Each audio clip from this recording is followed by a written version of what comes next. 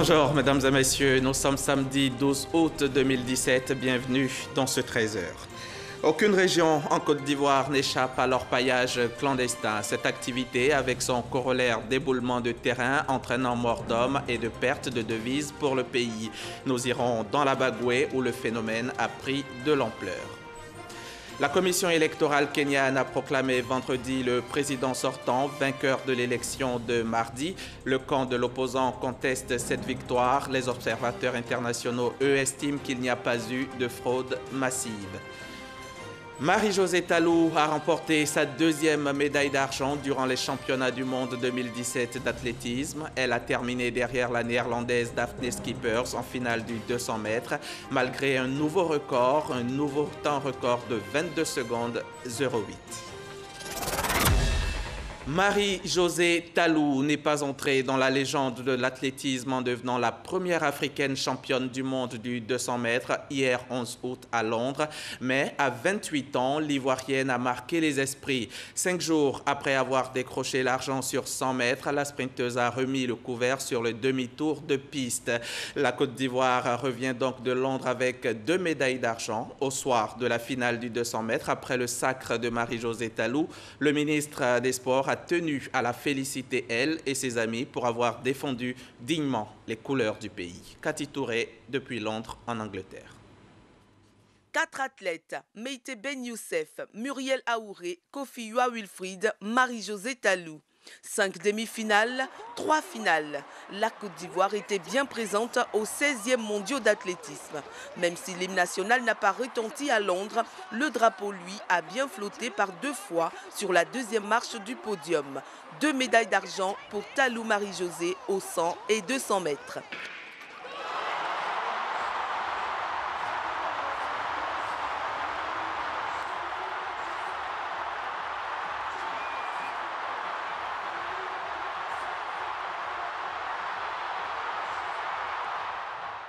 Fier de ses performances, le ministre François Albert Amichia a tenu à rendre visite aux athlètes. En l'absence de Ben Youssef et Muriel déjà en route pour d'autres challenges, Wilfried, Talou et le coach Anthony ont reçu les félicitations du gouvernement ivoirien. Nous sommes heureux comme tout le peuple ivoirien l'est après cette magnifique course. Pour nous, l'objectif c'était de monter sur le podium. Mais non seulement elle est montée sur le podium, mais elle nous remporte la médaille d'argent. Nous ne pouvons qu'en être satisfaits. Je voudrais lui transmettre les félicitations du gouvernement ivoirien, de monsieur le chef de l'État et de toute la population ivoirienne pour cet espoir qu'elle a fait vivre au peuple et puis surtout pour cette joie qu'elle a donnée en remportant 2 médailles d'argent. Je suis déjà contente qu'il ait fait le déplacement depuis Abidjan pour venir nous soutenir ici. C'est un plaisir pour nous et c'est vraiment une grande joie pour moi de ramener ces 2 médailles au pays, vu qu'on ne s'y attendait vraiment pas. Et moi, je remercie vraiment le peuple ivoirien et tous ceux qui m'ont soutenu. Je remercie vraiment le président de la République et le Premier ministre déjà qui m'avait déjà appelé après ma finale du 100 mètres. Et je pense qu'on peut le faire. Et déjà, Muriel a ouvert les portes il y a 2 ans de cela. Et voilà, aujourd'hui, je suis son chemin. La Côte d'Ivoire était bien à Londres. La Côte d'Ivoire était bien à Londres et le président Alassane Ouattara lui-même félicite Marie-Josée Talou pour cet exploit, pour sa 2e médaille d'argent donc qui honore la Côte d'Ivoire. Retour ici en Côte d'Ivoire le 6 août dernier au soir, à la veille de la célébration du 57e anniversaire de l'indépendance de la Côte d'Ivoire, le président de la République s'est adressé à la nation. Un message dans lequel Alassane Ouattara est revenu entre autres sur l'état économique de la Côte d'Ivoire, tout en soulignant les actions à entreprendre pour conduire le pays à l'émergence en 2020. Retour sur cet aspect avec Noël Niagno. S'il est une chose qui aura marqué l'année 2017 au plan socio-économique, c'est la chute brutale des coûts du cacao, la mamelle de l'économie ivoirienne. Pour une chute de 40%, le budget a été réduit de 9% et le prix aux producteurs a connu une baisse de plus de 30%. Une décision acceptée par les producteurs. Cela leur vaut la reconnaissance de la République. Je veux remercier les producteurs pour leur compréhension, car ils ont accepté cette décision avec responsabilité. Je puis vous assurer chers parents paysans, que nous continuerons de travailler pour contenir l'impact de tels retournements du marché mondial par une gestion plus rigoureuse de la filière. En plus de la gestion plus rigoureuse de la filière, le gouvernement va s'atteler à la transformation structurelle de l'économie ivoirienne. Voilà qui fonde la vision de l'émergence de la Côte d'Ivoire à l'horizon 2020. Mon ambition est de faire de la Côte d'Ivoire un pays émergent à l'horizon 2020. C'est à cela que je consacre toute mon énergie. C'est un engagement que j'ai pris avec vous. C'est un engagement qui sera tenu. Les exigences pour tenir cet engagement sont accélérer les réformes, favoriser la transformation des produits agricoles, stabiliser les revenus des paysans, autonomiser les femmes, enfin, aider le secteur privé à jouer un rôle moteur. C'est ce qui explique le récent paiement de la dette intérieure. L'État vient de payer les arriérés de la dette intérieure au profit de 3 900 entreprises pour un montant total de 232 milliards de francs CFA. Pouvait-il en être autrement quand le secteur privé est désigné comme le moteur de la croissance avec une participation attendue de 62% dans le financement du PND, Plan national de développement 2016-2020. Montant de l'investissement, 30 000 milliards de francs CFA. Autre catalyseur de l'émergence de la Côte d'Ivoire, les investissements dans les secteurs sociaux et un meilleur approvisionnement des marchés avec une approche prometteuse. Je me réjouis que la lutte contre la vie chère soit abordée maintenant avec une approche nouvelle et pragmatique par le gouvernement, en ciblant de façon spécifique les prix des denrées alimentaires, du logement et du transport. Le gouvernement veut booster la compétitivité de l'économie ivoirienne en investissant dans les infrastructures routières, énergétiques et de l'eau potable, avec un point d'honneur sur la lutte contre la corruption. Et pour cause. Les ressources de l'État doivent servir à la majorité des Ivoiriens et non pas à quelques-uns. Les détournements des deniers publics seront sévèrement punis et des poursuites seront engagées contre les auteurs. C'est le prix de l'exemplarité et un message on ne peut plus clair en direction des gestionnaires de l'argent de tout le monde. Nous sommes samedi 12 août et c'est la journée internationale de la jeunesse. Le thème mondial retenu cette année est éliminer la pauvreté et parvenir à des modes de consommation et de production durables. Ici en Côte d'Ivoire, l'immigration clandestine est au cœur de cette célébration. Écoutons la déclaration du gouvernement lue pour vous par Sidi Tiemoko Touré. 77,7% de la population ivoirienne est constituée de jeunes âgés de moins de 35 ans. En Côte d'Ivoire, comme dans le monde entier, une journée internationale est dédiée à la jeunesse. Célébrée le 12 août, cette journée est l'occasion pour le gouvernement de dévoiler ses actions menées depuis des années en faveur des jeunes. La mise en place le 11 février 2017 du Conseil national de la jeunesse de Côte d'Ivoire, fêtière et désormais interface entre le gouvernement et la jeunesse pour la prise en compte de leur voix dans les politiques et décisions les concernant, tout en les engageant sur des missions de paix, de cohésion et de vivre ensemble. Dès mai 2015, des initiatives entreprises par le ministère ont permis de rendre opérationnelle l'Agence Emploi Jeunes et de développer des programmes spécifiques en faveur de la création d'emplois et l'amélioration de l'employabilité des jeunes. Ces programmes s'adressent aux jeunes dans leur diversité de profils, qu'ils soient diplômés, non diplômés, chômeurs ou travailleurs, femmes ou hommes, citadins ou ruraux, lettrés ou illettrés. Outre ces actions, le gouvernement est également engagé dans la lutte contre l'immigration clandestine, phénomène qui touche en grande partie la jeunesse. Face au contexte socio-économique qui relève une immigration massive des jeunes vers l'Europe, à la recherche d'un hypothétique Eldorado, avec pour conséquence des pertes en vie humaine, il vous revient donc, au risque d'hypothéquer les efforts consentis par l'État de Côte d'Ivoire, de marquer votre engagement dans la consolidation des acquis, en prenant votre place et en jouant votre rôle dans la vie citoyenne, économique de la nation. Cette journée internationale de la jeunesse, dont le but principal est d'éliminer la pauvreté au sein des jeunes et parvenir à des modes de consommation et de production durables, est célébrée partout dans le monde. Propos recueillis par Christ Diomandé et Herman Guivet. Je vous le disais en titre, l'exploitation illicite de l'or en Côte d'Ivoire connaît une expansion. Dans certaines localités, notamment dans la région de la Bagoué, l'activité se pratique à l'intérieur même des villages. Une activité qui n'est pourtant pas sans conséquences. Reportage Soro Corona, Kader Sogodogo, RTI Boaké. Éboulement de terrain entraînant des morts d'hommes. Perte d'environ 480 milliards de francs CFA par la Côte d'Ivoire en 5 ans, dégradation de l'environnement, réduction de la production agricole. Autant de mots qui accompagnent l'expansion de l'orpaillage clandestin. En dépit des mesures rigoureuses et draconiennes prises par le gouvernement, l'exploitation illicite touche aujourd'hui 24 régions sur 31 en Côte d'Ivoire. À Boundiali, précisément dans la sous-préfecture de Siampourgo et dans le village de Fodio, l'activité s'est déportée en plein village, avec la complicité des propriétaires terriens. Nous allons échanger constamment avec les chefs de village, parce que tout cela vient avec leur complicité. Là où on arrive, on peut avoir le propriétaire de terrain, c'est à lui, on négocie avec lui pour qu'on puisse avoir le terrain pour exploiter. Accusé, aucun mis en cause n'a accepté de se prononcer à notre micro. Par contre, les cadres reconnaissent la complicité de leurs parents. Quelqu'un qui n'a pas l'habitude de voir 10 000 par mois, on vient, on lui donne une grosse moto, on commence à lui donner par quinzaine 200 000, 400 000. Du coup, ils ne peuvent que libérer les terres. Et c'est ce qu'il fait.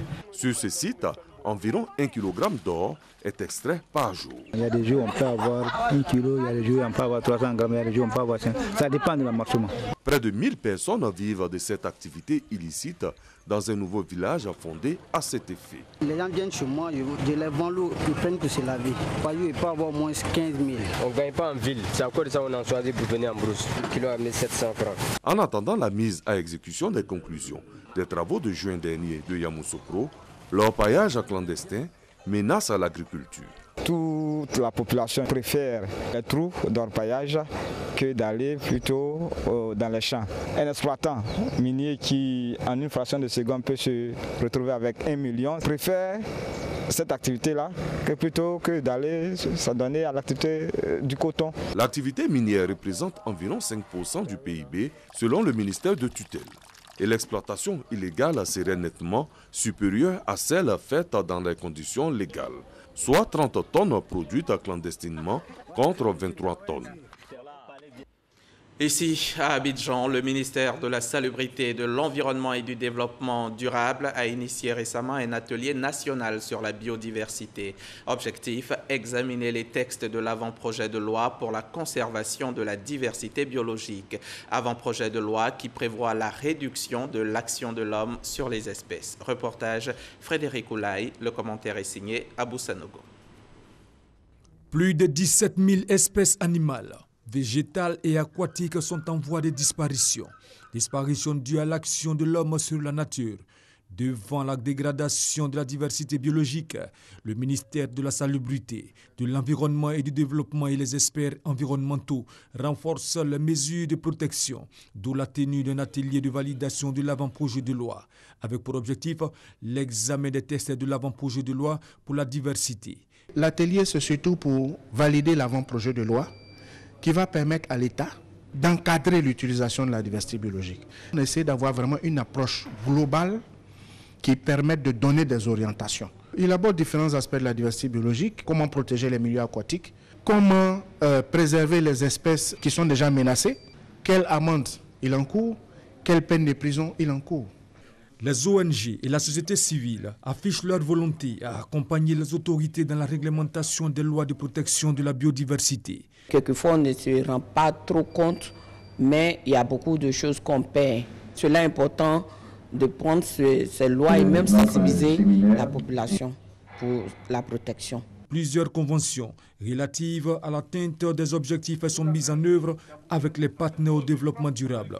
71 acteurs clés du domaine environnemental prennent part à cet atelier. Avec des séances régulières de balayage des rues et de curage des caniveaux, la ville de Divo s'inscrit pleinement dans la dynamique de l'opération Grand Ménage lancée par le gouvernement. L'initiative est du député Famoussa Koulibaly qui encourage ainsi les populations à garder leur cadre de vie sain. Delphine Blas, reportage. Nettoyer, balayer devant sa porte, sa cour et sa maison, entretenir les ruelles, curer les caniveaux et désherber. C'est le grand ménage à Divo.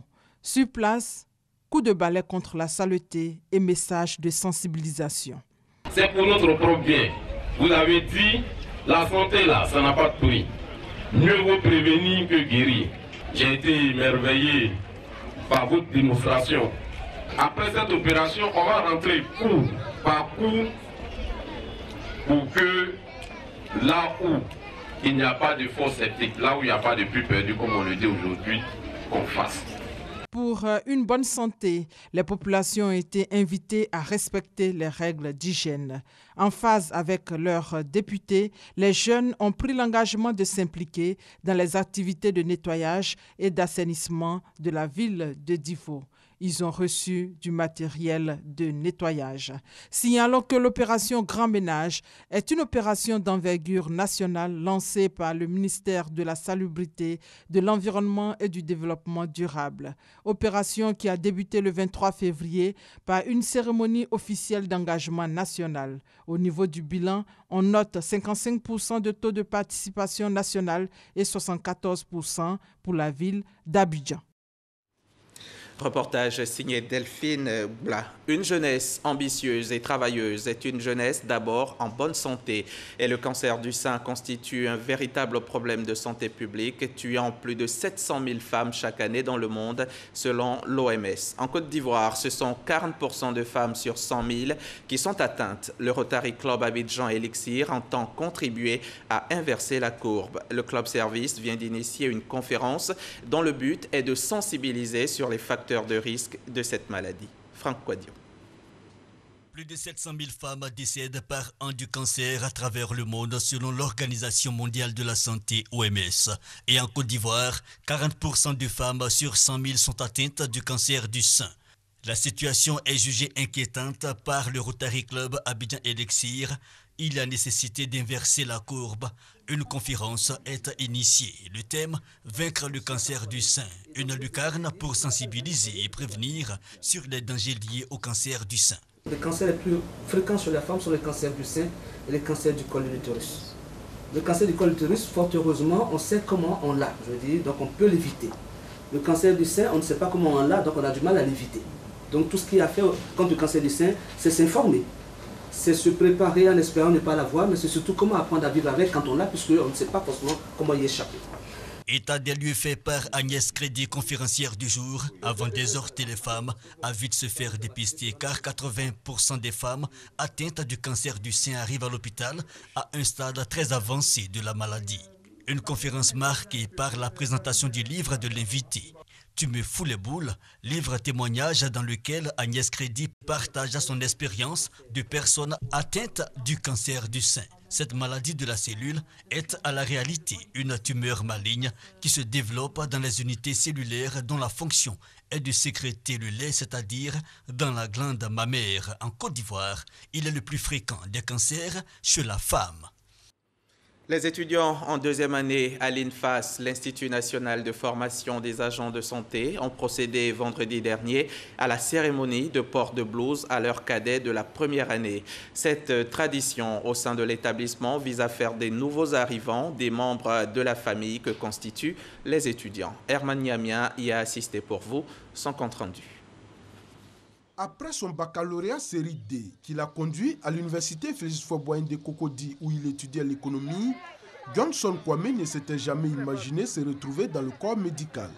Aujourd'hui, étudiant en deuxième année de kinésithérapie par la force des choses à l'INFAS, l'Institut national de formation des agents de santé, Johnson a un autre regard sur ce corps. Quand j'y entrais, je ne connaissais pas vraiment les contours. Comme je l'ai dit au début, on voulait commencer, on veut faire quelque chose, on veut travailler. Mais en étant dedans, je suis en deuxième année. Déjà, après les premiers mois de cours, vraiment j'ai été convaincu. Je me dis, waouh, pourquoi je n'ai pas vu ça plus tôt? C'est donc fier et motivé qu'il participe à cette cérémonie de port de blouse des étudiants de première année. Cette cérémonie, qui est une coutume à l'INFAS, vise à montrer aux étudiants qui viennent d'arriver qu'ils embrassent un métier noble. C'est un sacerdoce. Alors les premières années qui font leur premier pas à l'INFAS n'ont pas forcément la notion de la pureté de la blouse. Il était important pour nous, qui sommes les aînés, alors de leur inculquer les valeurs, à savoir l'abnégation, la persévérance, l'appartenance et surtout le respect de sa profession d'agent de santé. Les critiques à l'encontre des agents de santé sont légion en Côte d'Ivoire. C'est pourquoi le parrain de la cérémonie, le député Olivier Akoto, et le directeur général du CHU de Cocody exhortent la nouvelle génération à être des modèles. Accueilli de manière assez chaleureuse, impatient, le soigne à 70%. Il y a des mauvaises pratiques aussi à l'hôpital qu'on demande à nos étudiants, à nos agents de santé de s'éloigner de ces pratiques-là, qui déshonorent en réalité ce corps qui est un corps d'élite. Les étudiants soulignent qu'ils mettront tout en œuvre pour changer l'opinion des populations sur leur profession. Toute notre promotion, on a décidé de mettre fin à cette mauvaise idée que les gens ont des sages-femmes. Donc, on a une promotion à vocation, on peut dire à vocation, parce que nous vous avons décidé de faire le métier par amour. Plus de 3000 étudiants sont en formation à l'INFAS répartis dans cette filière. Direction Bouaké dans le Gbeke. Bouakama, localité située dans la sous-préfecture de Marabadiassa, compte 800 âmes. Le village vient d'être doté d'une école primaire de 2 bâtiments avec bureau de maître et maternelle. Un don qui se situe dans le cadre du programme présidentiel d'urgence initié par le chef de l'État après la crise post-électorale. Astou Touré. Les élèves de Bouakama parcouraient plus de 6 km entre ce village et celui de Badasso pour se rendre à l'école. Que de difficultés à la recherche du savoir. Quitter Bouakama, Badasso, vraiment c'était un très long trajet. Et même il y a certains qui quittaient Bouakama, Golmaya. Et ici, Bada nous faisait 4 km. Et ici, Golmaya, 3,5. Donc vraiment, aller-retour, matin, soir, vraiment, c'était vraiment dans des conditions difficiles. Les jeunes de cette localité de la sous-préfecture de Marabadiassa ont longtemps caressé le rêve de voir enfin se réaliser un établissement au sein de ce village. Aujourd'hui, on fait une migration de l'école parce qu'au début, on a commencé par les appartements. 3 ans après, la population même a fait un effort pour construire ce ancien bâtiment qui est là. Donc après ça, maintenant avec les bonnes volontés, on a eu les 2 bâtiments qui sont arrivés. Un rêve devenu réalité grâce au programme présidentiel d'urgence. Bouakama vient d'être doté d'une école primaire de 6 classes, d'un bureau de maître et une maternelle. Heureux et fiers, les populations n'ont pas boudé leur joie.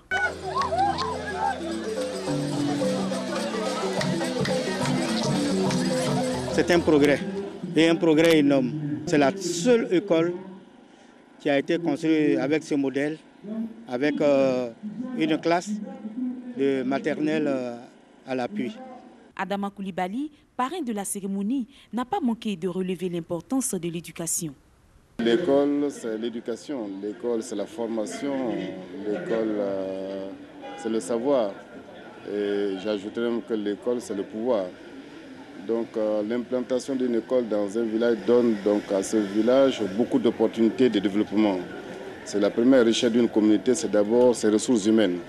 Et les ressources humaines, pour qu'elles soient efficaces, il faut qu'elles soient formées. Sur 8 écoles de la circonscription de Marabadiassa, 2 demeurent encore en paillote. Occasion pour le sous-préfet de lancer un appel aux bonnes volontés.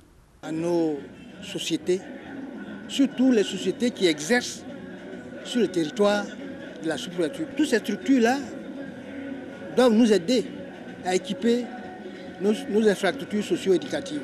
Pour la rentrée prochaine, l'école entend ouvrir ses portes. Mais en attendant, il reste confronté à plusieurs difficultés, dont le manque de chaises maîtres, de logements pour les enseignants, d'enseignants qualifiés et d'espaces de jeu pour la nouvelle école maternelle. Le 7 août dernier, la Côte d'Ivoire souveraine a eu 57 ans. Cet anniversaire de l'indépendance du pays a été célébré à Abidjan et partout en Côte d'Ivoire. Retour sur cette célébration avec nos différents reporters répartis sur toute l'étendue du territoire national. C'est par milliers que les populations des villages de la sous-préfecture de Worofla, dans le département de Séguéla, ont convergé vers la localité de Gbemazo pour célébrer la fête de l'indépendance. Une commémoration sur fond de reconnaissance au président de la République Alassane Ouattara et au Premier ministre Amadou Gon Coulibaly pour avoir doté les populations d'infrastructures sociales de base. Le sous-préfet de Gbemazo, Ciel-Ouest Henry, a invité les cadres de Worofla à s'investir davantage dans le développement de leur localité en assistant leurs parents paysans par l'initiation de projets de développement. Pour le porte-parole des populations, Bakary Sanogo, conseiller spécial du Premier ministre et directeur de la communication à la primature, la célébration des 57 ans de la Côte d'Ivoire offre aux populations l'occasion d'exprimer leur reconnaissance au président de la République Alassane Ouattara pour avoir offert à Gbemazo un château d'eau de 195 millions et un centre de santé de 175 millions de francs CFA, comprenant un dispensaire et une maternité de 14 lits. Les 3 villages du Karani ont élaboré un plan de développement triennal 2017-2020 avec des actions devant contribuer à l'amélioration des conditions de vie des populations. Les populations du département de Grand Laou mobilisées pour la célébration du 57e anniversaire de la Côte d'Ivoire indépendante. Le préfet Bamba Souleymane a dans son adresse félicité les populations pour le climat de paix et la cohésion qui règne dans ce département de la région des Grands Ponts, avant d'inviter les jeunes à se mettre résolument au travail pour contribuer à la construction de la Côte d'Ivoire nouvelle. Il les a également rassurés de la volonté de l'État à financer tous leurs projets dans le cadre de l'entrepreneuriat.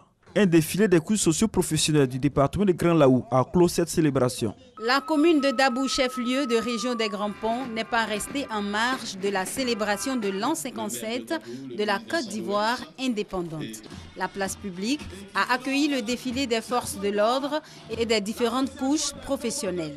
Le préfet, Konya Nyanson, a exhorté ses administrés à taire leur orgueil pour trouver les mécanismes de régulation définitive de gestion de la chefferie et du foncier rural. Konya Nyanson a aussi appelé la population à préserver la cohésion sociale dans leurs villages respectifs. La célébration du 57e anniversaire de la Côte d'Ivoire indépendante de la nouvelle sous-préfecture de Niékosso, dans le département de Koro, s'est faite dans la ferveur. Le sous-préfet de Niékosso, Dodo Gueye Achille, soutenu par le président du conseil régional, Lassina Diomandé, est revenu sur le message du chef de l'État à l'endroit des forces armées de Côte d'Ivoire, les invitant à plus de discipline et de rigueur pour assurer la protection des institutions et des populations. Il est également rendu hommage au chef de l'État pour ses actions de paix et de développement en faveur des populations. Dodo Gueye Achille a invité également les cadres à s'impliquer véritablement dans le développement de leur région. Les populations d'Akoupé se sont donné rendez-vous dans le village d'Agbaou pour commémorer l'an 57 de la Côte d'Ivoire indépendante. Entouré des chefs traditionnels, des anciens ministres, Kalis Yapo, Benjamin Atsé et des autorités administratives, l'équipe préfectorale, avec à sa tête le préfet Melgueï, a exhorté la population à s'approprier l'opération Grand Ménage lancée par le gouvernement. Le préfet a également invité les fils et filles à l'union pour le développement de la localité. À Lakota, le maire Sami Mérier et sa population sont mobilisés autour du préfet pour commémorer cette 57e édition, l'indépendance de la Côte d'Ivoire. Une célébration riche en couleurs qui a permis au préfet de saluer les actions de développement engagées par le chef de l'État dans leur département. Il a également invité les cadres à renforcer leur union en vue d'accompagner la politique de développement de Lakota tracée par le président de la République, Alassane Ouattara. L'autorité administrative a appelé sa population à la déclaration des naissances et à la scolarisation des enfants. Un mot de religion dans ce journal. Les Ivoiriens candidats au Hajj à Médine pour leur première escale en terre sainte d'Arabie Saoudite prennent le repas dans leurs différents hôtels. Ils se disent satisfaits des mets qui leur sont proposés par le commissariat du Hajj, des repas offerts par l'État de Côte d'Ivoire. Parc Gassoro Koné est en Arabie Saoudite pour RTI.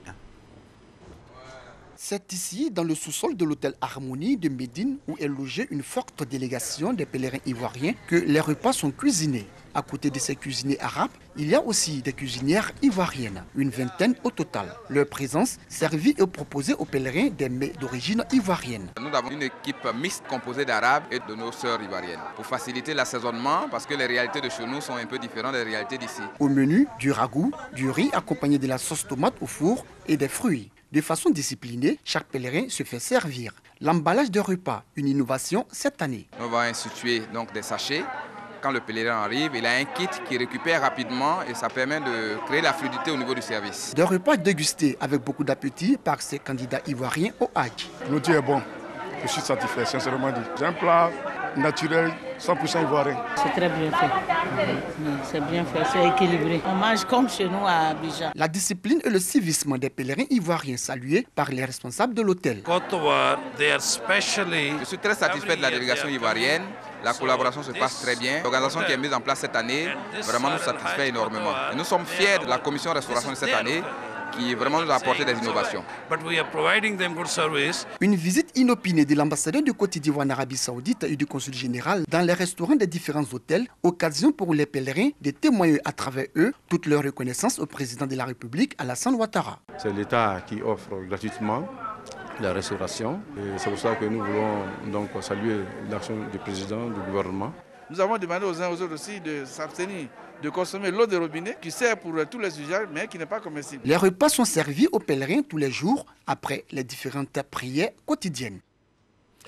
La commission électorale kenyane a proclamé ce vendredi le président sortant vainqueur de l'élection de mardi. Uhuru Kenyatta a obtenu 54,27% des voix contre 44,74% à son principal opposant Raila Odinga. Le camp de l'opposant a rejeté les chiffres de la commission électorale. Quant aux observateurs électoraux internationaux, ils estiment que l'élection s'est déroulée sans fraude massive.